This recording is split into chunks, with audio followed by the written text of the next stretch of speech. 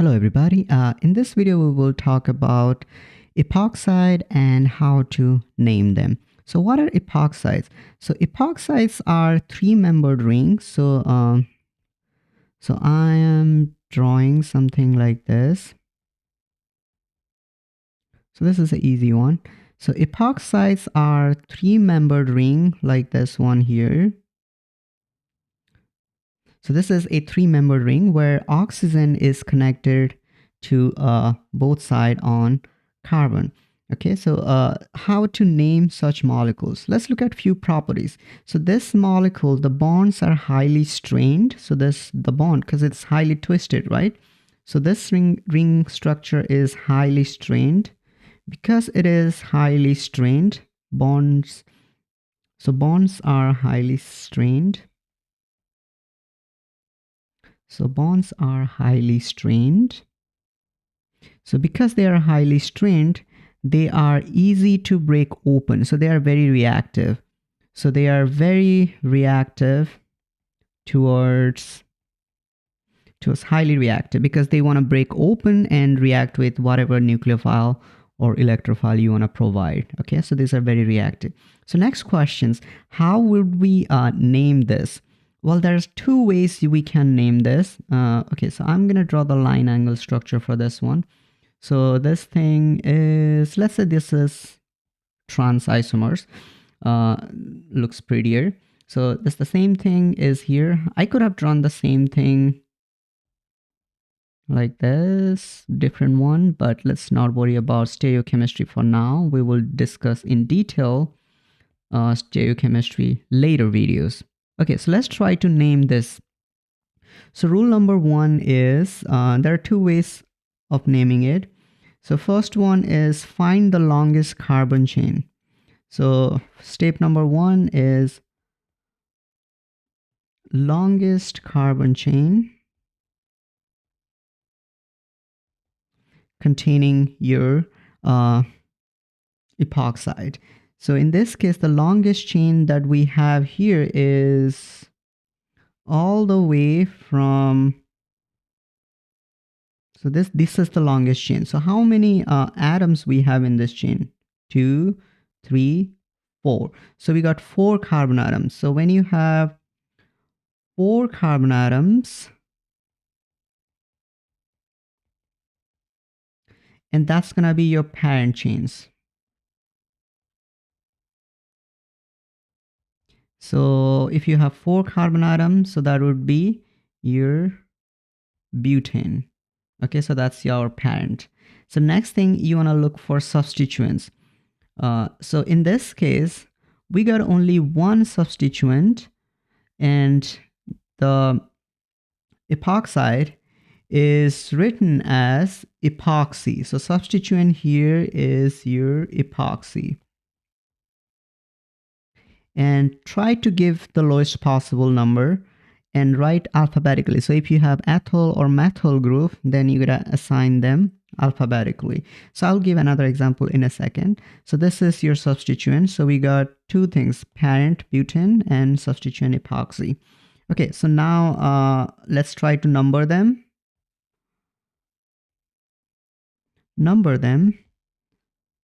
When you number them, this is where a common mistake everybody does it. They start counting from here, 1, 2, 3, and they ignore this one. Okay, so don't do that. Always number end to end. Like always number end to end. So I could number a couple of ways, 1, 2, 3, 4, or I could number other way, 1, 2, 3, 4. So in this particular example, it doesn't really matter which directions I'm going because I always end up my epoxy substituent at location 2 and 3. So this is where my substituents are. If I would have gone other way around, my substituents of epoxy is still going to be at number 2 and number 3. Okay, so it doesn't really matter for this particular example. Okay, so the way you can name them now is your substituent. So the pattern is you write the substituent first, 2, 3 epoxy. And your parent is butane. So that's your 2,3-epoxybutene. Okay, there's other way. So this is the epoxy system. There is another way. So this is epoxy system. There is another way you can write it. It's called oxirane. Okay, the oxirane is slightly different. So in this case, the oxirane, it count only these three. So this is your oxirane ring. So this is your oxirane. Now this become your parent here. So in this system, this become your parent, and the other things, which is in this case, so this is your parent, and the other atoms like carbon, so this becomes your substituent. So your substituent is gonna be methyl, right? So we got two substituents here. So those are your substituents. And you notice we got one carbon atom here, one carbon atom here. So when you have one carbon atom, that becomes methyl. Okay, so let's try to name them. Let's see how we can number them first. So you start numbering with the oxygen as 1, and then either you can go to 3 or you can go to 3 depending upon the substituent. So let's keep it simple. It doesn't really matter for this particular example. I'll go this route.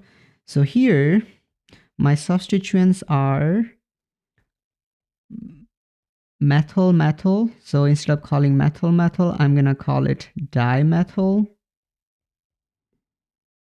And where is the numbers are? The numbers are 2 and 3. The numbers are 2 and 3. And my parent is oxirane. Okay, 2,3-dimethyl oxirane. Okay, let's try to give another example here.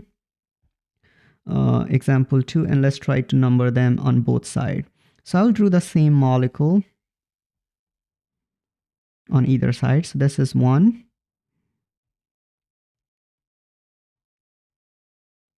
Okay, so we got, maybe I'll add another one just to make things slightly fun. Okay, so now we have, let's try to do this one. So find the longest chain containing, so this is probably the longest chain, or you could go this route too, so it doesn't really matter. So I will find the longest chain. So in this case, our parent has 1, 2, 3, 4, 5 carbon atoms. So 5 carbon atom means pentane. And let's look at the substituents here. So we got two substituents, all right? So substituent is, one is epoxy, so that's one substituent. And the other substituent is, so we got epoxy here, and the other substituent is one carbon atom right there. So that's our methyl, epoxy and methyl. So alphabetically, epoxy comes first. So that's how you're gonna write. So epoxy is gonna be first. And then next gonna be methyl. And next gonna be your parent chains, pentane. Okay, now we're gonna number them. Well, if I number this side, 1, 2, 3, 4, 5, you see my substituents are falling on 3 and 4. So I will not use that one. Instead, I will use the correct one so that you can give the minimum possible numbers. 4, 5. Okay, so my epoxy is in locations 2 and 3. So you see my epoxy is in location 2 and 3. Let's put a dash. And then my methyl group is on locations 2. So I will add a dash as well, 2-methyl and pentane. So that's one word. So I will bring this here. So that's 2-methyl pentane. That's how we name them. Okay, now let's move on here on this side. So this is epoxy. This would be your parent. So your parent is oxirane. So this is oxirane right here. So this is oxirane. So that's your parent. Okay, so now how can we number this? So you can number 1, 2, 3. Okay, so that's how you're gonna number them, because if I go other way around, okay, so this is the way substituents work. So if I go this route, I got 2, my substituents are location 2, 2, 3. If I would have gone other way around, 1, 2, 3, then my substituent would be at locations 2, 3, 3. So this is a better choices. So this is a correct choices. Okay, so color coded. So I am gonna keep this, delete the unnecessary ones. Okay, so what are the substituents we got here? So let's look at our substituent. We got a methyl. So this is our methyl. And also we got another substituent, that is ethyl. Okay, so let's write it down. So we got methyl, ethyl, and let's put the code here. Okay, so we got ethyl and methyl. Let's put the number. So which one is going to come first?